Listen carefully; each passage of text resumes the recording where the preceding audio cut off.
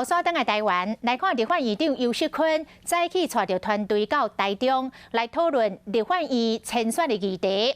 要代表民进党来参选到台中市长的副议长蔡其昌，甲市长罗秀燕，伫这个场合相拄头，是分别坐伫个游锡堃的倒边甲正边，两个人无啥物互动。针对着选举相关的议题，罗秀燕拢无回应。蔡其昌针对最近的民调。 大师罗秀燕是笑笑也无当做一回事，讲因家己嘛做民调，无事遐尼啊多啦，讲伊祝福罗秀燕。 立法院长游锡堃带立法院团队来到台中市府讨论立法院参选地点。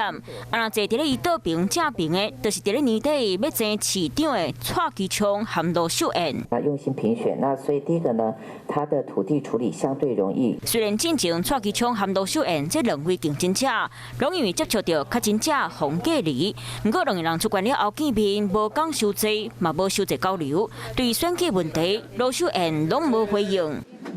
谢谢。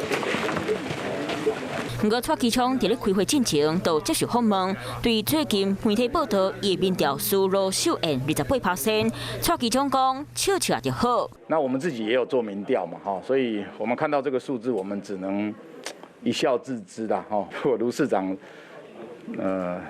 都需要用这些民调才能让他安心的上班，能够让他这个。 睡得比较安稳，我也没什么意见，我祝福他啦。啊，对国民党有人批评蔡其昌伫咧4月30开始隔离了后，5月初3就出关主持宴会，涉嫌违反3+4的居家隔离规定。蔡其昌就讲，家己完全照中央的指示，若是有疑问，欢迎来查。嗨，我是映彤，记得订阅华视的 YouTube 频道，并且要开启小铃铛哦，站起来。